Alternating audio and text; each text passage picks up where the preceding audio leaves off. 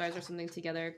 That, like, remember when we talked about doing something of that nature to like get I mean, I could do that visualization for you if you want, but I don't want you to be sleepy if I do it.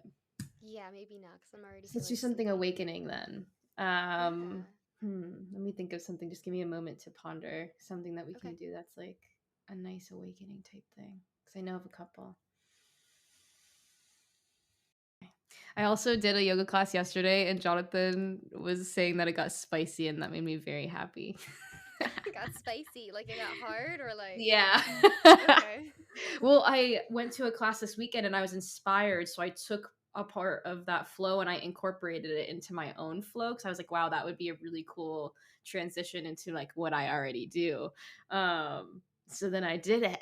It was Nice. phenomenal. It was so good. I was like, yeah. So the thing I think I'm gonna invite us to do involves standing up wherever you're at in your little just immediate space. Like it doesn't, it's like a nice, like not too big, just don't like hit your head off anything. I'm gonna take, I don't know if I should take these off so that we can do it. Well, yours are wireless, Hmm. so you can hear me. So I'm gonna take mine off. Okay, so I'm gonna take these off because you're gonna be able to do it. But essentially, it's like we're gonna go into like a ragdoll type of thing. And we're just gonna like let all like so we're gonna take a big inhale up above our head, and as you exhale, you're gonna drop down and kind of like let go of any like shimmies and shakes and stuff. And as you come up, you can begin to like kind of tap down your arms, tap on your chest, tap down your legs, any kind of like space that just needs a little like awakening. Yeah, give your hands some nice warmth and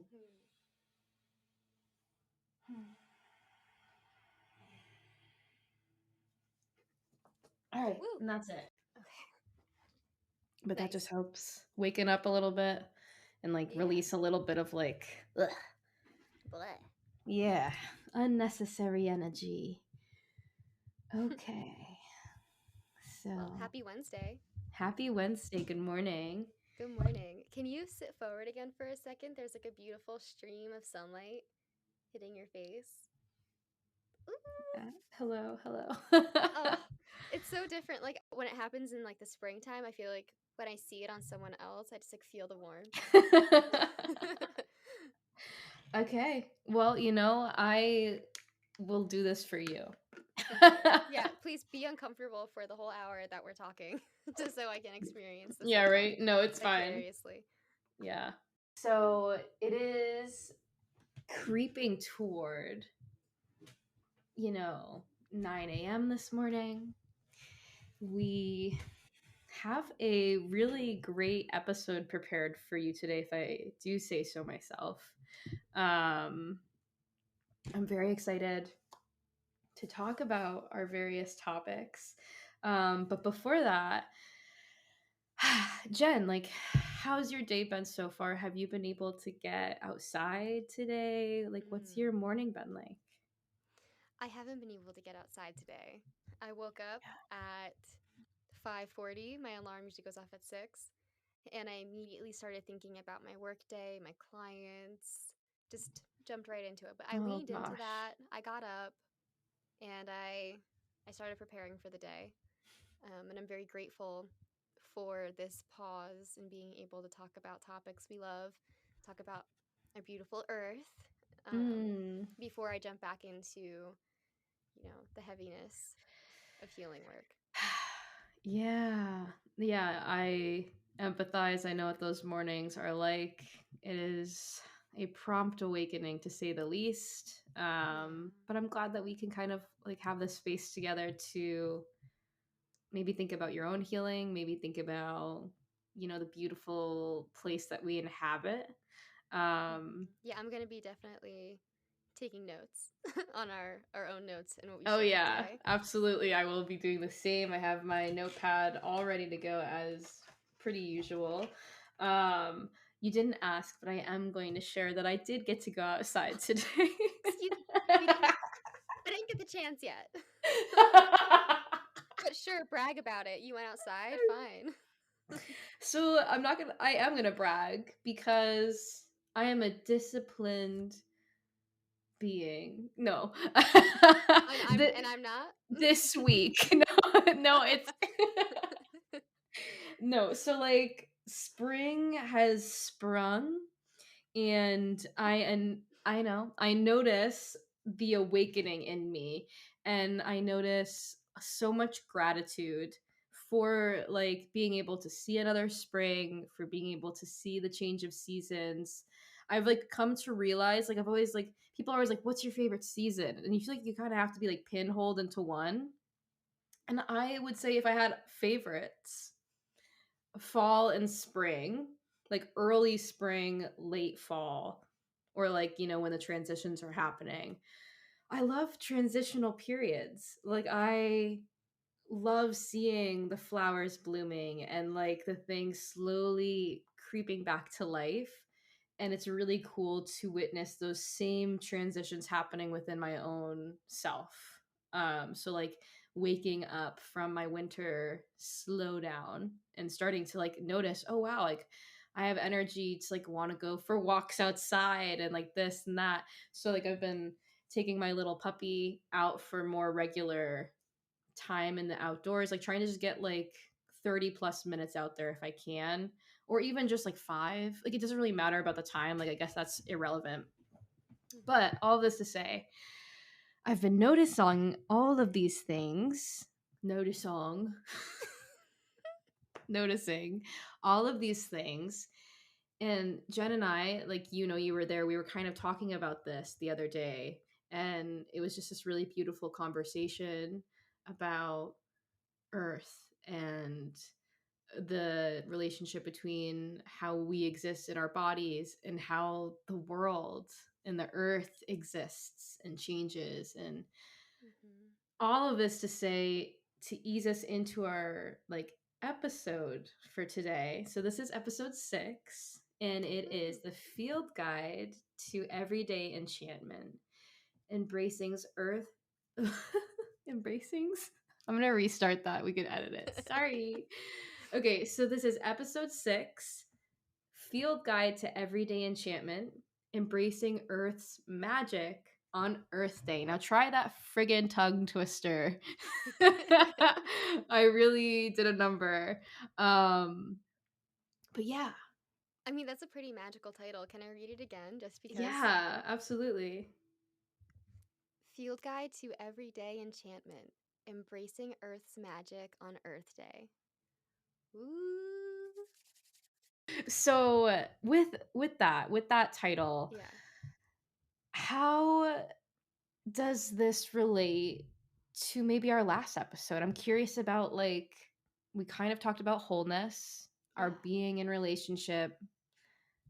How do our relationships with ourselves integrate with that of the earth, or do they? Like, I'm Oh, like, what yeah. do you think? Absolutely. So when I was in college, I was invited to give a talk on what the pearl of life is. It was really cool. So it was a retreat based in religion. So it was a Christian college, and we were each assigned a different area based off of what our professors were noticing in our personal development. So I was invited to talk about what my pearl of life is, and as I was writing it, I realized that my pearl of life is simply to live. I talked Mm. about waking up every Mm. morning with my sister and having a cup of coffee, of walking together, like purposely leaving at a certain time so we could experience the sun coming through the trees. And then we would go our separate ways and start our day. Like one of us would go to the library, one of us would go meet up with a friend and get breakfast, right? So there's just like whatever it was, like finding those little moments of enchantment in our day to day life. Mm. That's the pearl of living. Feeling wholly yourself through those small glimmers that we get to experience. It's such a joy to be able to figure out what those moments are, and then a gift to be able to give that to yourself every day, to make that like be so intentional and that you're able to receive those gifts from the world. Mm. Um, yeah. Mm. So the art of being, 100%, the art of being is so related, I think, to embracing what the world is able to give to us because we can't be with it if we're not slowing down enough to see it. Yeah, and also just being. Like, what is being? Being is the essence of who we are. It is the essence of the earth, even. Like, being, I Mhm. think the earth is a being. There's so much being happening, doing, existing, essence. Yeah. So, like, I agree. I definitely agree. I love that pearl. I love that wisdom that you shared. Um, I think what we can transition from here, though, like uh, from that episode, if Mhm. you haven't listened to it, you definitely should. It is, live on Spotify, YouTube, etc. Like, feel free to plug into that. It's a fun conversation. But I would love to talk about what nature is. So, like, I think it's important that we define nature, maybe define Earth, as this is who we are talking about. Uh, is there any words that come to your mind or anything? I have a lot. So I didn't want to use the internet. I wanted to use my personal experience with Earth to go off of. Um, so I have nature follows oneness and wholeness. Nature is freedom within being. Nature is transformative. Nature is breath. And nature is dialectical. Mm, And then I thought about California, all the forest fires they were finding, and I'm sure trees have been doing this forever. And it's so cool to like think about their transformative action through whatever hardships they have to experience and how they adapt. How when there were the forest fires happening, they shared on the news that the trees recognized the smoke and they dropped these pods, and the pods are able to sprout in the soil that becomes fertilized by the soot, like the timbers that burn. So they yeah. change their entire life cycle based off of the hardships they experience. They become more adaptable. So, Yeah. Speaking of trees, I also would like to add on to this. Um, Trees also adapt to the environment in that, like, certain trees won't drop seedlings every year, or they won't do that every year, because if they do, the plant, like the animal life around it, becomes dependent on that as like a food source, and it reduces, their chances of actually having viable sprouts and such. So they have a varying cycle that, like, is every so often in a non, like, patterned way, so that these animals don't continue to come back here, because it's not reliable that in, like, every year they're definitely getting this food source. so nature is harmony. There's so many things that happen within nature that are very cool. Mhm. I think nature is so similar to our idea of community, or into this idea of, like, things that work together in this really beautiful and chaotic and interesting way. Mhm. Um, like, if there is an insect or something of harming one tree, they begin to let out these chemicals, or these, like, things that alert the other trees in the area, like, this is, like, I'm not safe, I'm not well, like, you guys are not safe. And they begin to produce chemical reactions or whatnot that make them, like, not tasty or delicious to these insects. Like, it's a defense mechanism that they can begin to, like, kind of put out there. So that tree, even though it's, like, not okay, is letting its community know they need to put their defenses up, because, like, this harming thing is happening to them. Wow. And, like, that's community. Like, we talked about this the other week, like, how being able to talk to one another, elicit these signals, is so proactive and necessary. Yeah, which leads to something else I was thinking about. We always say like our true nature, human nature, inner nature. What do we mean by that? Mm. So for me, what comes to mind is we are more attuned to what we think of as nature than we think we are. So, similar to, like, how the moon affects the ocean tides, I think there's a lot of um, removal of humans from this nature, this natural experience. And when I think of like my true nature, my inner nature, I think of the part of me that's innate, this part of me that is like fine tuned and calibrated by nature. Like the external mirrors the internal in ways that are, I think, both understood and not. Mm. So I don't know if that makes sense, but like that's kind of what comes to mind is like we have these patterns, we have these things that we naturally have happen that are more attuned to the external natures, I think, than everyone is always willing to subscribe. Mm. We can get so What a we can get so yeah, philosophical with this. This what us humans are doing, these patterns, it's nothing new. It's nothing new. Apparently, we're the yeah. first species that is documenting it and exploring it more because our consciousness and our brain development has allowed us to do so. But nature moves in seasons, so do we. I Yeah. think, therefore, I am. What we were just talking about with trees, there's no chance that. I mean, I'm sure that there are tree scientists that could tell us how all of this works. But as we're talking about the enchantment of nature, the environment communicates with the flora and the fauna. They have a whole language and a way of understanding and communicating, taking feedback and making change. That's what humans do. We take in the world around us and we adapt to it as we need to. And if we don't, we can't thrive. I'd also be curious to think of how much have what people humans claim as their own, intervention, etc., is inspired by these workings external to us that like are prompted by the observation of Mm. other communities and other ecosystems. And you know the relationship is so present in everything. Mm-hmm. I remember I got a water bottle, or not a water bottle, I got a straw, and it said you could drink out of a stream through this straw and it would clean your water because there was charcoal in it.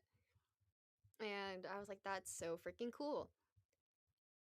And then I think about like freshwater streams, you can drink out of them if they come from like Yeah. unpolluted sources. The water is getting purified through the moss and through the rocks that it travels over. And that's why you can drink from these freshwater streams. Same thing is happening with our own water filters that humans created. And I know this is like kind of like a basic example, but that's just like one way that we listen to the earth. How about daylight savings? How about it? How about it? We want the sunrise. We want us to be functioning during waking hours. Well, so that one Am I wrong? Is that not what daylight savings time is? so part of it I think is also tied to the agriculture for farmers to have more light when they are, you know, farming.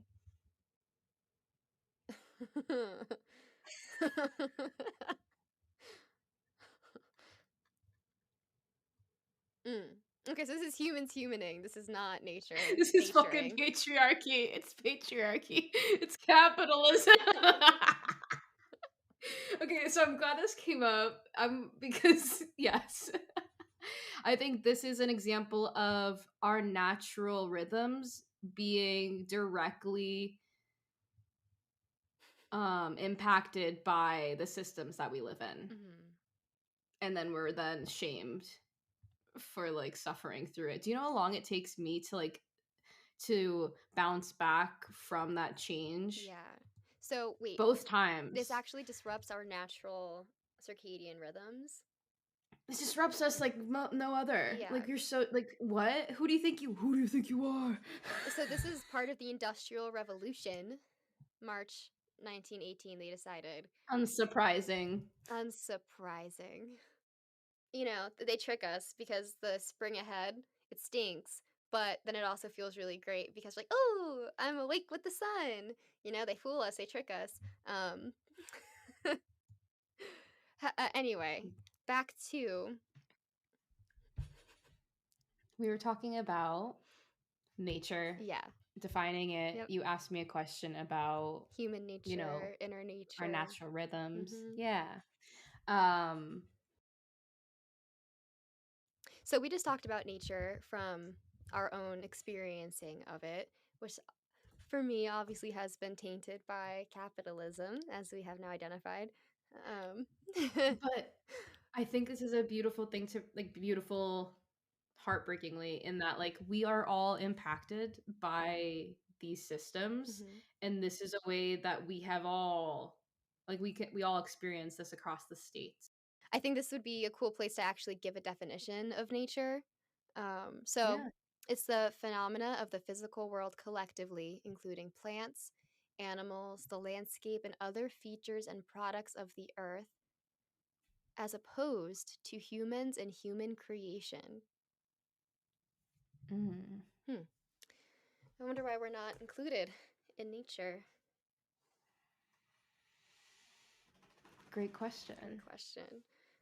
However, another part of the definition says that nature is the innate or essential qualities or character of a person or animal. Mm, yeah. Yeah. Inborn or hereditary characteristics as an influence or determinant of personality. It's so interesting, the dichotomy of nature from humans. We've become so separated, Yeah. and it's really only been in the last, what, 200 years? Okay. I do think that's a very interesting um reflection to be had about the separation of nature. And humans are the ones who are making these definitions also. So like I think that's Mm-hmm. an interesting note to be had Yeah. because I don't think all humans are separated from nature. I think there are so many individuals and collective people who are living in relationship with nature and the land in a way that not anyone or many not anyone but like not many people are able to in where at least I'm living live a life like that where you can truly be in relation to the land extensively. Mm-hmm. um Farmers market, very expensive to purchase stuff from there. So I guess what I'm saying is this divide we're talking about feels man-made in a lot of ways. I just think it's interesting that whoever wrote that definition surrendered to the human condition of separating ourselves from being natural beings. So sad. It is. Like I grieve. Like I feel mourning for that. Like I like it. Okay, so part of what I understand, and I know a lot of people around me, there's like this yearning for sustained and collective type of living. And what I and like again, I know that's not reflective of everyone's experience. I'm just speaking on like my and like maybe my very respective close people.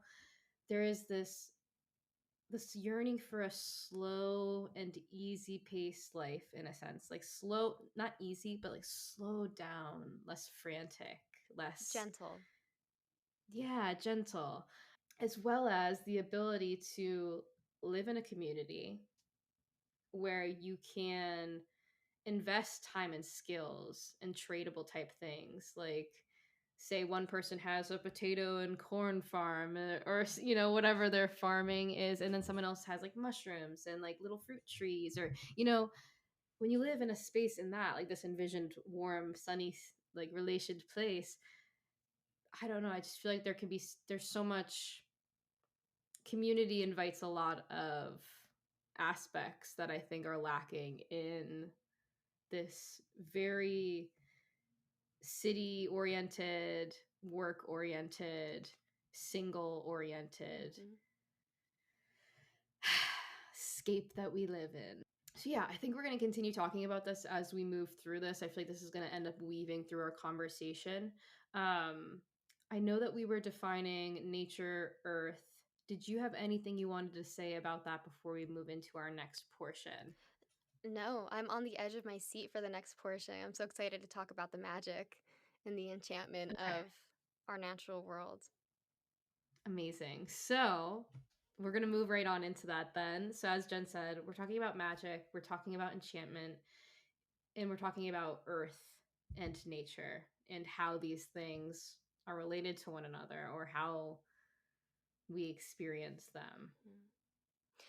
Real quick, the enchantment of nature.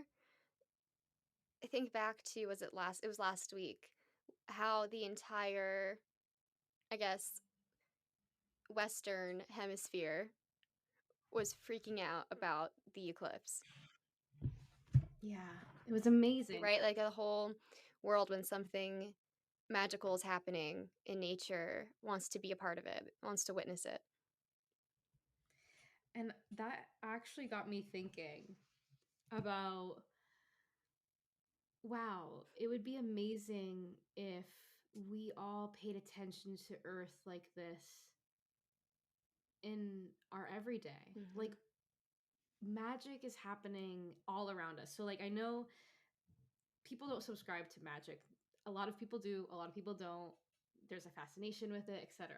It's seen as this like made up fictional novelty type of thing, I think, in a lot of ways.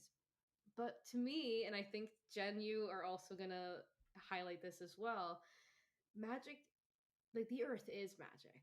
Like nature is magic. Like where else to subscribe to the like last week Jen and I saw a double rainbow, so friggin' vibrant, the most vibrant I'd ever seen in my whole life. And like that moment, pausing there, watching it, being there, just being like, oh my god, that's magic. Like that is a magical moment. That's a magical thing happening. And I noticed this same feeling during a yoga class. The sun was shining on me, just like Jen was saying earlier this episode. And I felt the warmth. And I just like felt myself being like, wow, like this is so, so magical. Like yesterday it was pouring rain, today it is sunny. Mm. Like the earth does all of that. Like it just does these things. It has these cycles and these weather things. So like let's invite the idea. I'm going to invite all of us with curiosity to contemplate, is magic real? And Jen, what would you like, take it where you want to go? Yeah. Okay. Well, um, I think magic is real. I think we're really Thank you. stomping on yes, that's it. Episode is done. Hi, I'm Jen, and magic is real. Poof of black powder. I'm out of here. Where'd she go? Where'd she go? Where is she? Jen? Jen? But really, who who can say magic is not real when we talk about our natural world? Hmm, Think about matter. truly. It cannot be Ah, created nor destroyed. It transforms. Life is cyclical. Life is yeah. sacred. And that's nature. Nature is life. Nature is breath. It gives us breath. Mm. We're a little pale blue dot, if anyone knows that from Carl Sagan. He was like the. My brain went to Carl Rogers from Person Center, and that's not who it is. I see his face.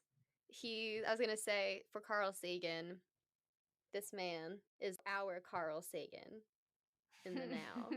Oh my gosh. Neil deGrasse Tyson. And There you go. we are on this little pale blue dot within the known universe. And the conditions just happen to be so perfect that life exists, but yet no one can explain it. Mm. They say the Big Bang, there had to be some atoms, some molecules existing. No one's gotten to the point of saying what they were, how it happened.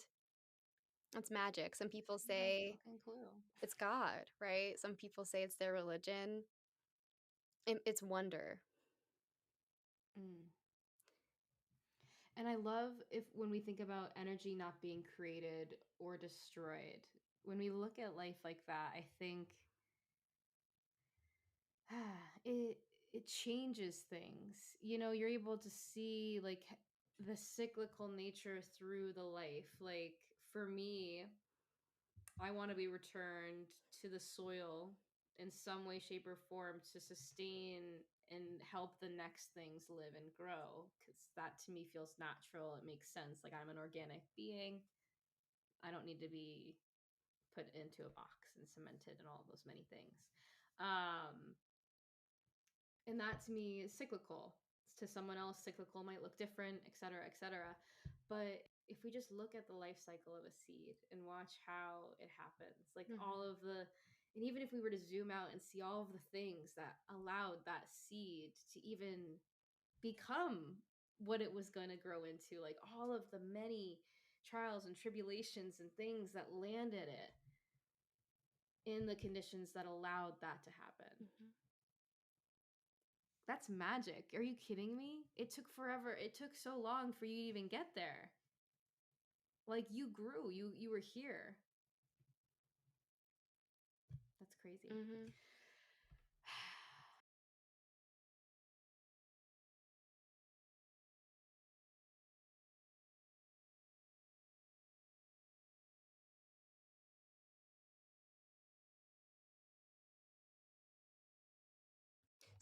Some so I want to talk about the enchantment a little bit more if we can.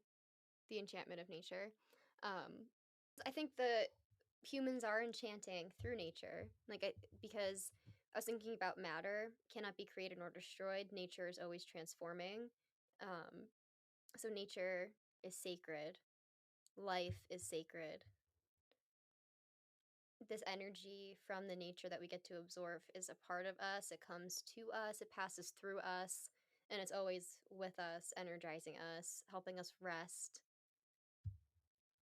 To me, like that is the magic of nature. Like the like, and when we think of it as sacred, like if we can look at the earth through this lens of magicalness, through that lens of like sacredness. It's a gift. Yeah.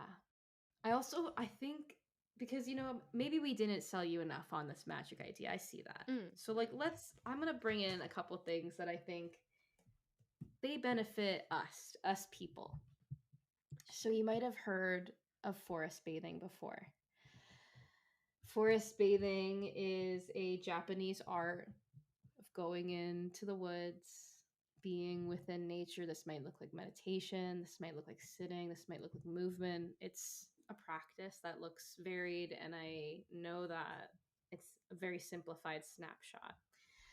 But one of the benefits is specifically tied to humans in that they release this chemical, and it is called phytonicides or whatever. It releases this naturally. These trees, they're just pumping it out like it's our job. And we people, if we happen to be walking and forest bathing and being in community with these trees, we directly benefit from it because it reduces our stress hormones, otherwise known as cortisol, and it increases our levels of white blood cells, which are also known as like natural killer cells, as this researcher said. And it boosts our immune system simultaneously. So while you're out there, even if you did like 1 hour a week, nature, this experience naturally reduces those things and increases some of our like sustaining systems and improves our sleep quality all at the same time. So, like, mood boost, improves our sleep, helps us de stress, gives us immunity. And all we did was go out there and be with them. And like we're in community with these trees. So as we're breathing, we're creating carbon dioxide, monoxide. I'm like, what is the word here these days? It's been a minute since I've taken an actual science course. We're releasing chemicals, and that's where I'm leaving it. The trees benefit from said release, and that relationship is co-occurring. I would say that we are similar to like a parasite. Oh, This humans way. are parasites. Are you kidding? Yeah. Yeah. No, we truly Yeah. we truly are. Um, I think it's such a shame that we completely have disconnected ourselves from the natural way of living that we I all have agree. had lived for so long and that feels so natural to us. We have to go against our own nature in order to keep up with our day-to-day lives here in the States. Yeah. Yeah. No, I absolutely agree. It's not sustainable. No. Like the amount of time people have in green spaces, the limitation on green spaces. I also want to preface that chemical that's being released by trees is to protect themselves from germs and insects. So it is something that is helping them. But we as humans are benefiting from that as well, which I think is pretty cool that we have these things just naturally occurring. Yeah. So That's the magic. that's, Yeah. How about again with the patriarchy?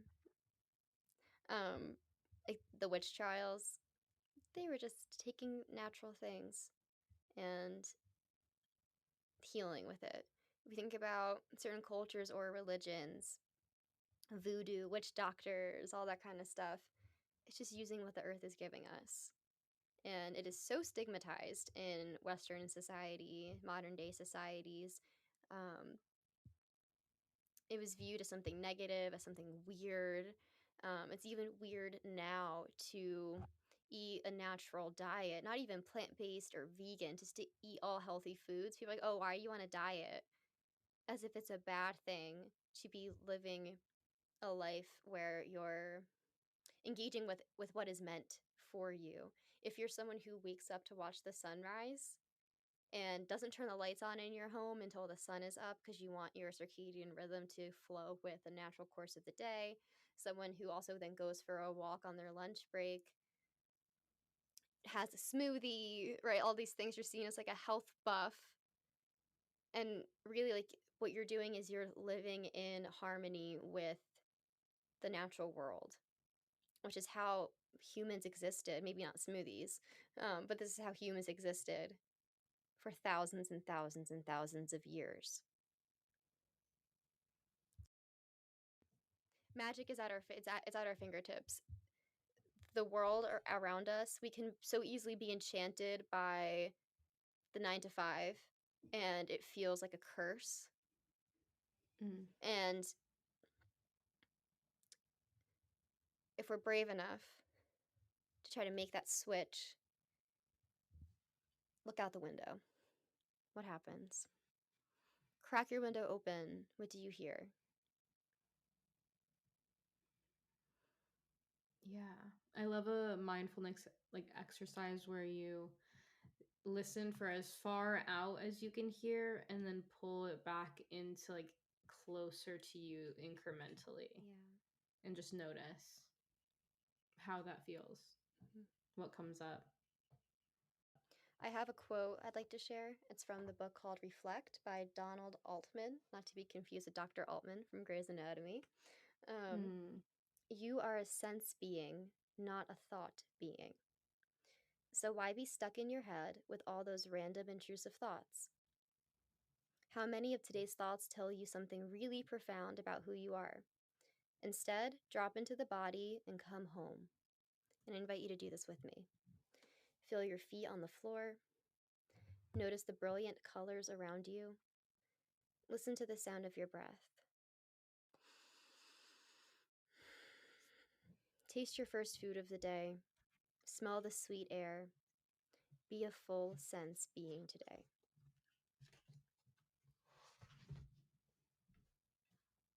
mm. Takes 2 seconds to notice these little things. And when we And do, these like yeah. I was gonna say like and these things I think tie into processing like anxiety.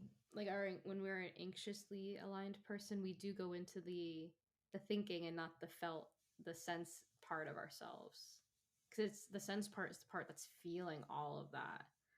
The thinking part is the one that's kind of avoiding Yeah. that sense being. Mm-hmm.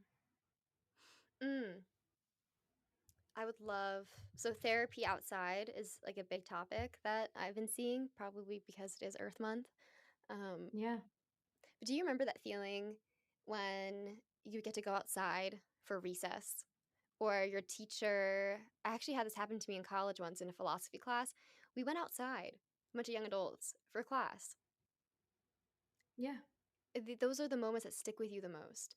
And a lot of there's like a whole there's a whole like page dedicated to exploring the human relationship to nature in the United States. It's called The Nature of Americans.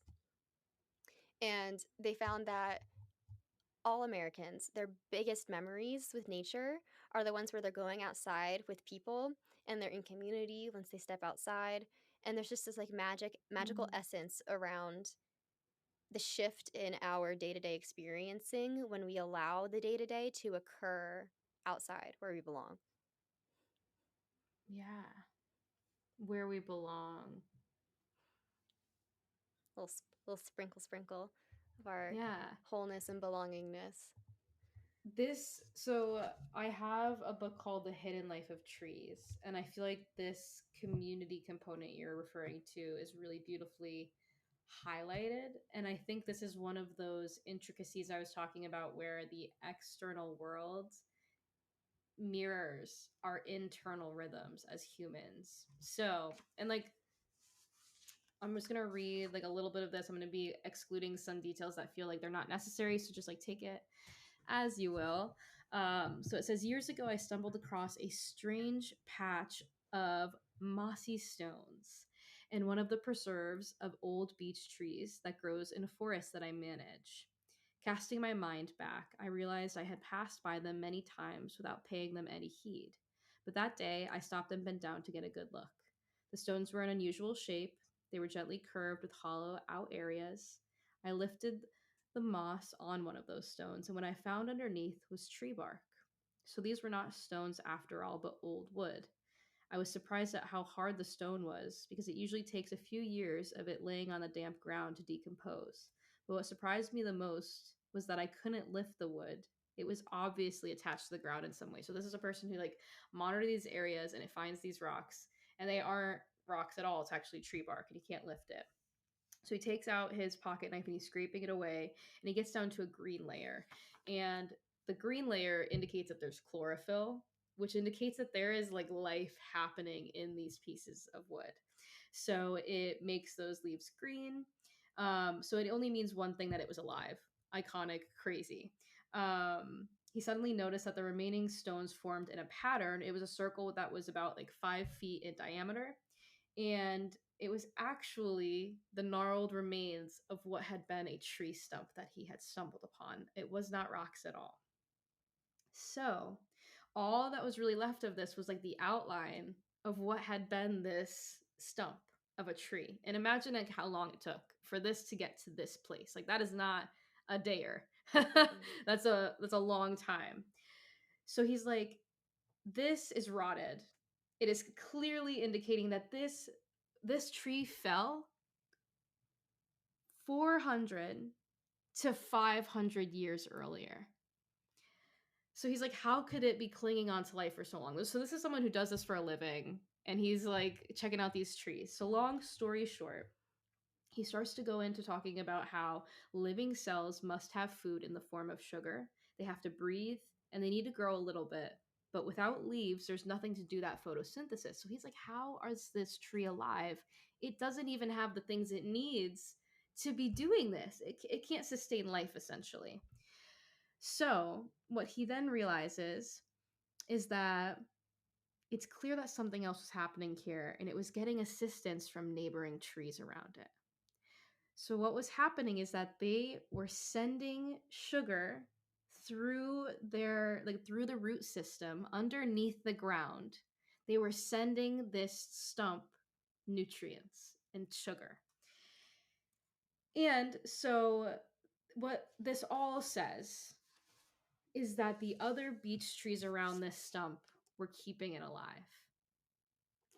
Hundreds of years after it had fallen, they were sustaining its life. So this to me is such a beautiful, crazy depiction of nature and community relationship. Mm. If this tree was standing alone and had fallen down without any roots or any other trees around, it would be gone.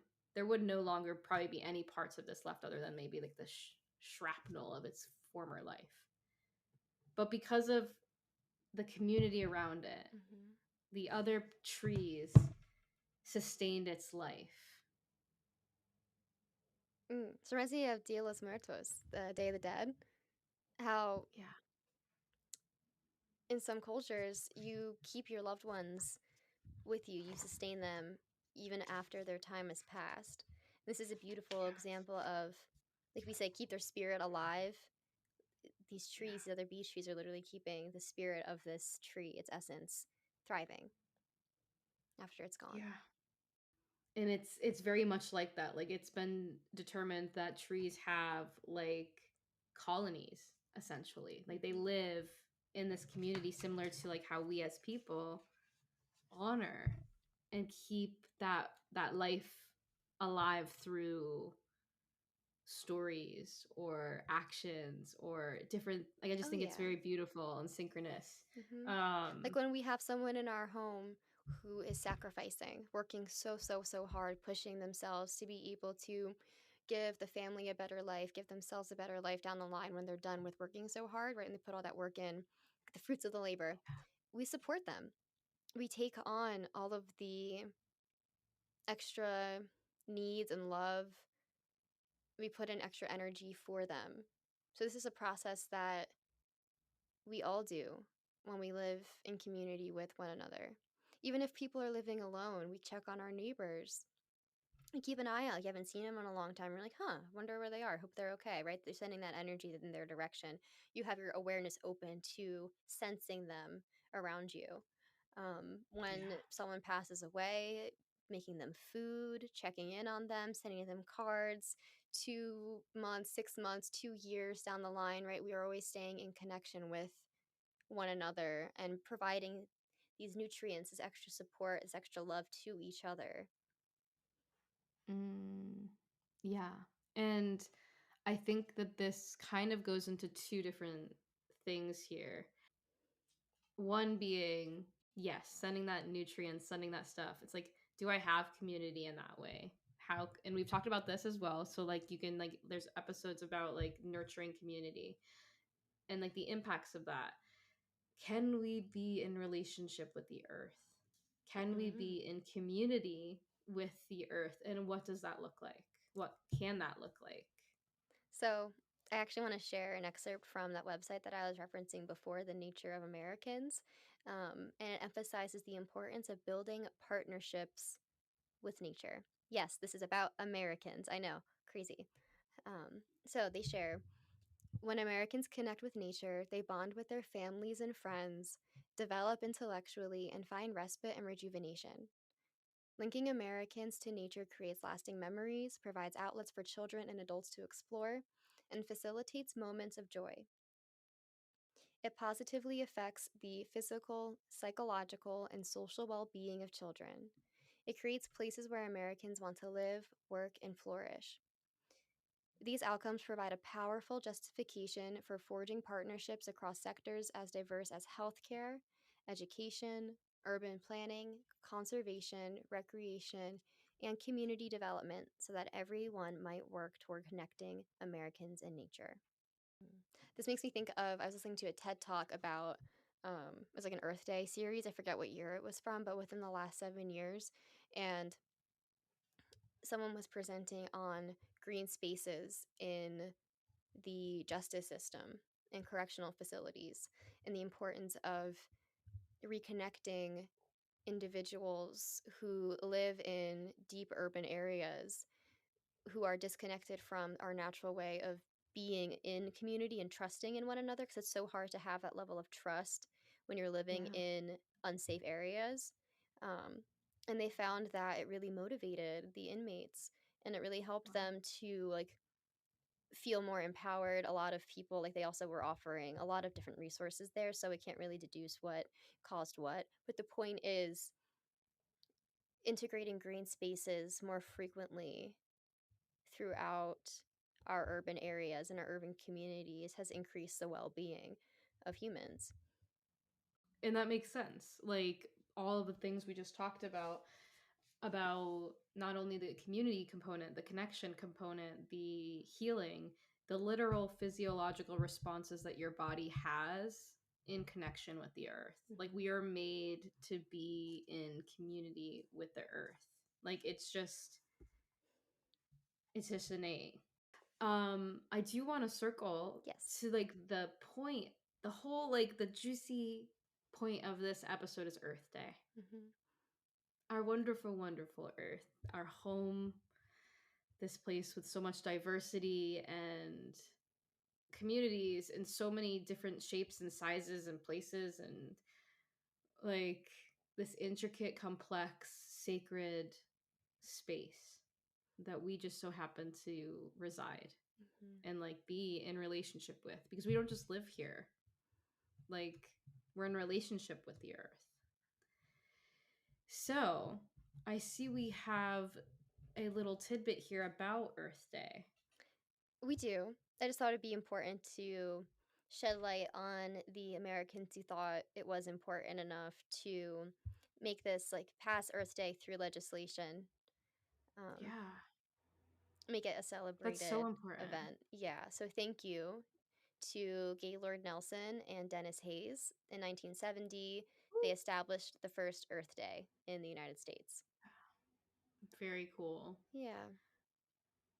So, So, yeah, yeah. it's based in protecting our it's based in protecting our environment, and I know I've been kind of bashing capitalism as we've been talking about this, and I was listening to Giggly Squad, shout out, and Hannah was talking about capitalism with AirPods, Mm, and she was like, "Why would I buy them? You're gonna lose them. How many have you lost?" And Paige, the co-host, said that she's on her 3rd pair of oh my AirPods. gosh. Yeah, and she's like, "Well, it's been over 20 years."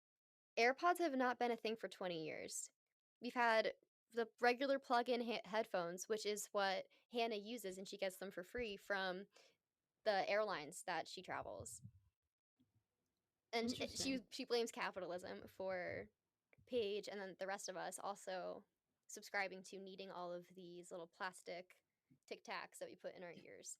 And the reason why I'm sharing this story Yeah. is because it made me think, oh my gosh, I fall victim to capitalism all of the time. Because they were also talking about fashion and like needing a pair of headphones that matches with your shoes. Like we don't need these things. It Shein, whatever that brand is, right? So So many fast fashions. Yeah. we're falling victim to capitalism, and we are increasing our carbon footprint by buying these things. So just wanted to shed a little bit of light on, is capitalism dictating my decision making? What's motivating my decision here? Yeah, like this could be a whole separate conversation as well about like sustainable fashion Hmm. and like what fashion versus style is because if we're wearing what's fashionable and trending, it's likely that your closet is going to not reflect you Hmm. and maybe long-term choices that you would want to wear over again. Yeah. Um whereas if you're choosing things in a way that's like, oh, I would wear this again, or this is something that like I like these jumpsuits that I have, I love them. I would buy like I'm going to get like as many like a couple versions of it because I wear it so frequently and it's like something I'm going to wear for a very long time because it's not something like, I can change the sizing of the straps on it. It is very flowing. It's not something that's very like I'm not going to get any taller. So it's going to fit me. It's going to Yeah. fit my body. So I think sustainable fashion is something cool to look into. Hmm. Learning skills if you can, sewing, how to like fix things up, how to change things, how to style things, and like this doesn't have to get into like a fashion sustainability, but that's such a poignant, I think, example of one of the spaces where it directly impacts the earth in such a monumental way. Like the amount of Yeah. clothing that is found on waterfronts of different countries, the Even amount of hiking, we saw clothes just like wrapped yeah, in with the roots. very like literally it was like a tree I remember seeing Yeah. it like a tree grew around this clothing. So I think a call to action here, something that I think is applicable if you're a hiker, definitely bring what you bring in with you out with you. There's garbages, and if there isn't, you will come in contact with one at some point. Bring a Yeah. backpack, something small to hold your garbage if you don't want to carry it in your hands. If you feel like you have it in you, set up like a little garbage cleanup, like go on a hike with your friends and like get like rubber gloves, something of that nature, one garbage bag, and just fill it up as you walk through and throw it out on your way out. You could even make Like, it like a game if you're walking, like if you're hiking or even through your community, pick up the water bottle caps that you see. So again, like, yeah. proper PPE. Yes. Yeah. Like um, safety first. And this is just like one idea if you're like hikers and you're out on the trails and you see it. Like I know I see it. It's really sad. yeah. Yeah, and what we're highlighting here is it can be through your personal actions, it could be through something as simple as where you choose to purchase your clothing from. Yeah, and it's also like think about the quality of the garment Mhm. and like the quality of the workplace of the people who are Yeah. working to create that garment. It's very deep, I think. Mhm. Um You could also and like advocate for, this is something huge that I've had this conversation with my sister. Gen Z, Gen X, millennials, it's been put on us that we can change the world if we reduce, reuse, and recycle, if we turn the water off when we're brushing our teeth, if we limit our shower time, XYZ, right? We all have experienced this. It's not on us. this is like Yeah. corporate and like capitalism pushing the agenda wherein it's like very clearly what's harming our planet in the most egregious of ways is people who are using private jets for short-term flights and Hmm. people who are drilling in the oceans and Hmm. fracking. So there's so many ways you can choose to advocate, you can send in letters, you can sign petitions, they already exist. Just go to websites, type in petitions to sign for environmental causes. You can just go click and sign. You can do e-signatures. It's like the easiest thing ever. So it doesn't mean you have to limit your fashion choices if you are like a hard Shein stan. I don't want to shame you. I tried calling you in. If we can't give you a change of heart, that's okay because there's so many other avenues, little mindful choices that we can make that can enhance our relationship with Mother Earth, with nature, help us reconnect and be more intentional about the decisions that we're making that fit our capitalist lifestyle. I also think like an important component is our decisions aren't the big players in this issue, but like we can impact our direct community. So like that's the beautiful thing about like change can feel scary in that like it's like wow, like I feel powerless and hopeless because I am not one of those people doing those really big things that are impacting the environment in such a whoosh Mm, way. But I can directly impact my community where I live. Like when I pick up garbage on the trail near my house, like that directly impacts the people that live there, the animals, impacts earth. yeah. So like I think that's the community component is can we do it in our own backyard? What I'm gathering from our conversation today is capitalism sucks, the patriarchy, thumbs down. More importantly, we have a beautiful gift of nature in our everyday existence, every single moment. Even if we're in our homes, we can ground ourselves, we can feel the intense relationship, the cyclical relationship that we have, the receiving from the world and the giving that we offer just through our breath, just through breathing. Mm. And thinking of breathing. We Mm. got some feedback on our last episode how taking it one step further rather than giving examples of how you can be in alignment with the topics that we're talking about on our podcast, taking you that one step further and practicing with you to close out the episode was Mm. really helpful for a lot of folks. So, Ronnie is going to guide us again in an intentional practice to connect us with the enchantment of nature. Mm, well, I will take it away from here. Jen, feel free to settle in or try this out if it feels applicable. So, this is from the Little Book of Forest Bathing, and it is just a quick forest meditation. So, you can do this while you are in the forest, maybe thinking about it, looking out the window. Even if you can just close your eyes and imagine it, I think all are applicable. But if you get the opportunity, doing this out in nature is a really wonderful opportunity just to see.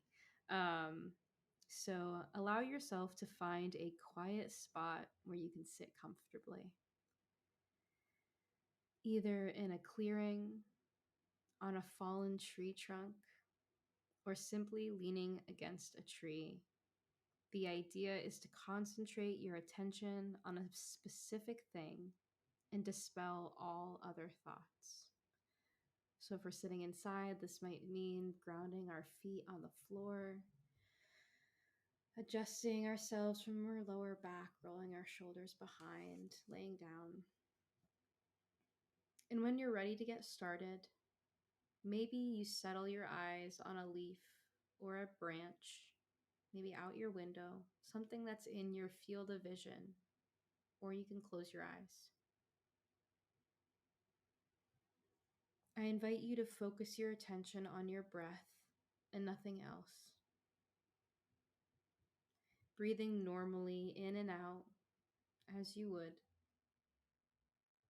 Just noticing how your body moves with each inhalation and exhalation.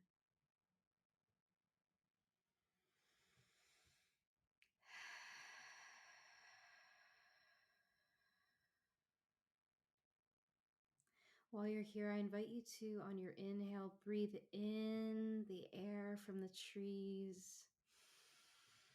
And as you exhale, letting go of anything that doesn't serve you. For doing this inside, you might inhale any energy you choose to carry with you after this practice, and exhale any energy you choose to leave.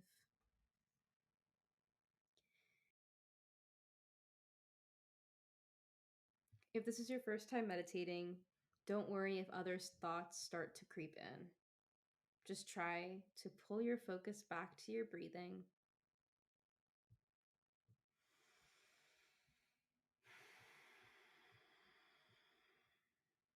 Keep this going for as long as is comfortable for you. And I invite you to notice how relaxed you feel afterward, or notice if anything has changed. When you're ready, you can come back to this. I invite you to pause if you're at a place where you want to continue that practice, and then finish the episode. We'll be here when you're done. Mm. Mm. That was so nice. I'm sitting in a basement right now, and it really did take me to a place of like being, in a beautiful, lush green forest on a nice little path, like right off the beaten path. It was really nice to reconnect. Yeah. And Jen and I will definitely be doing a couple recordings of a similar type meditation. So tune in for one from her and one from myself. Yeah. Cool. Well, thank you for joining us in this conversation about our earth, our experience with our earth, and the gift of life, the sacredness that we all get to experience on our time here, in our time here. Absolutely. So join us next time as we dive into the human experience. Until then, breathe, find balance, and know you're not alone on this journey. Love this episode? Share with a friend who wants to ride the waves of awareness with us. Thanks for tuning in. Stay mindful, stay present, and keep exploring that extraordinary world within and outside of you. And until then, catch you on the trails. Catch you on the trails. Happy Earth Day. Woo! Woohoo! Stop. Mm-hmm. Collaborate and listen.